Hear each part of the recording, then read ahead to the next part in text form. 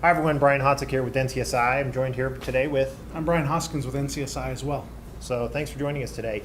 Today we're going to talk a little bit about Ivanti Interchange. Just concluded last week, and we want to give you kind of an update on things that we found that were really interesting, things that got us excited, things we talked to customers about that they're excited about. So that's kind of what we're going to talk about today. So we had a great time, right, Brian? It was a little warm. It was great in Dallas. Some of us had more fun than others. That's true. That's true. We had a good time at the party.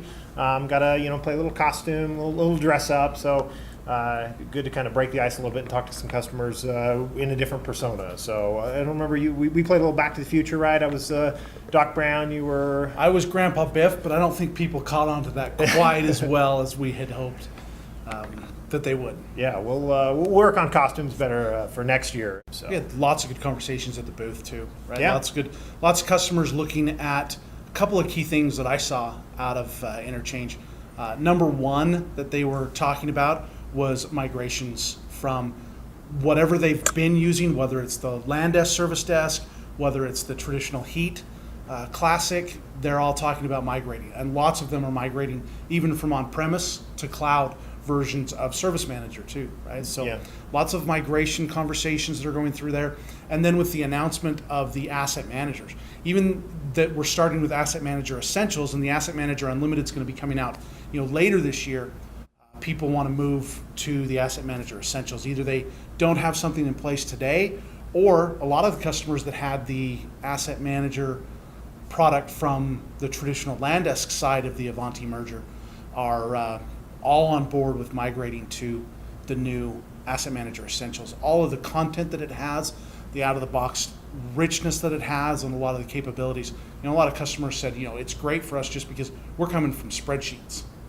Yeah, no, that's great. That's what I hear from customers as well. Asset management is kind of that next frontier. It's something that we haven't had a great handle on before. We have a lot of the discovery tools, a lot of the tools from the legacy LAN desk technology to be able to find these devices, find these pieces of information, but being able to take it to the next level and take it past those spreadsheets is what a lot of customers are talking to me about. Yeah, and the thing is that excites me is we're taking it as a more processed and a structured approach, as opposed to, hey, we've discovered the asset and now we talk about the inventory of the asset being asset management, right? But this really takes a holistic view of the entire procurement through disposal assets. So it was great. Yeah, I'm very excited about that.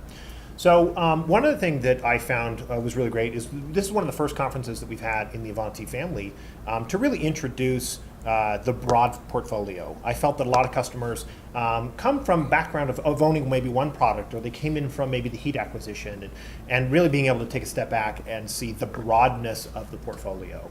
And so I'm very excited about kind of introducing that to other customers and looking at the great licensing model that we have out now, the Enterprise License Agreement, the ELA. I think it's going to really make a lot of sense for customers to start getting out of the silos that maybe they're in right now, thinking of Ivanti products, of solving one problem or one niche in their environment, to really take a step back and look at the broader portfolio. So yeah, we talked to a customer that was there specifically because they're a Shavlik customer, the patch for Windows, and they got there thinking they were going to learn a lot about Shavlik and found out Ivanti does far more than just patch for Windows.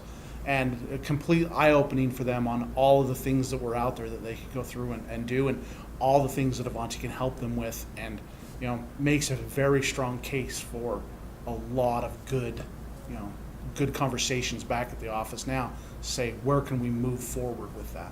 Yeah, and it's great looking at the broader portfolio. There's even things that maybe customers haven't even thought about before. Identity is probably the biggest example. A lot of what Ivanti's been kind of known for in the past is endpoint management and service management. Those are the pillars that they've been known for and been very successful at. But identity is something that we really didn't play in until the Res acquisition. Yeah. And now with that, bringing in the concept of, well, before we had processes like onboarding that were a very manual process. We'd create a workflow and say, here's all the steps that we're going to go through to onboard an employee or offboard an employee, to be able to actually automate that. And that's actually the new name of some of the Res products, Ivanti Automation. And this really is going to be the glue long term that's going to connect a lot of the components together to be able to provide workflowing of an automated fashion, that we're taking the human element out of it. And so a lot of customers are asking about that. We're very excited about it. And when we look at it in the scope of the end user license agreement, it makes it really nice that half the time people are going to get that thrown in for free. You know, as soon as you start looking at a couple of products in the portfolio, it makes the ELA look very, very price attractive, and people are going to be just jumping onto that and getting all these extra products for free. So now, the one thing that we want to make sure that we're helping customers on that go for an ELA is it's a lot of software, and we don't want to be buying a lot of shelfware. So we need to be helping customers adopt a lot of that the software that they're buying in there, and talk about how we can phase in different components within there, whether it's asset management, whether it's the identity component, whether it's service management. How can we phase so that they're getting value from all the software that they are buying in the ELA? Yeah, that's absolutely correct, and that brings up a good point. To focus on what we're really good at Network Consulting Services. We're really good at engineering. That really is our core focus. As a matter of fact, we were awarded the ESP Services Partner of the Year, so great distinction. And we even had a specific call out. I'm going to flatter Mr. Hoskins here for a second. He was the Sales Engineer of the Year, so called out for specifically helping out customers with the solutions, introducing them to the solutions, walking them through how it would help solve their business drivers. So congratulations on that. Thank you. Feels good. What I want to call out is not that just NCSI was the Services Partner of the Year for the 2017 calendar year, but we've been either the Services Partner or the ESP of the Year for the last 4 years running. Yeah. No, that's great, and we only see more of those awards in our future. We hope. Yes. So we're only expanding our engineering team. Just like Mr. Hoskins said, we really are concerned about customers getting that value out of the product. It's easy to look at a product and see it in a PowerPoint and see it in a demo and say, well, of course that's going to work great in our environment, but actually taking it to the integration level, we see that's where all of the success or failure is. And so we want to focus on making that a success for our customers. Yeah, and I think one of the things that I saw out of Interchange as well was the new Smart Advisors. Yeah.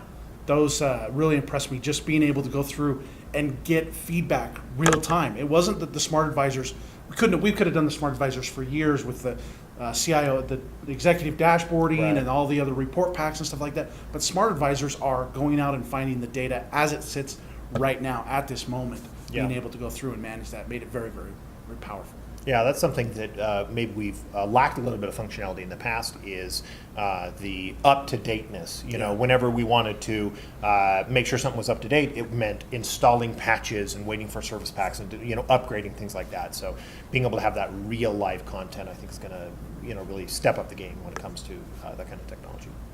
Yeah, and we had a great time at Interchange. I think it was fantastic. All of the conversations we had with customers, following up with all of those, and then making sure that we hold Ivanti's feet to make sure that they do all the things that they promised back at Interchange.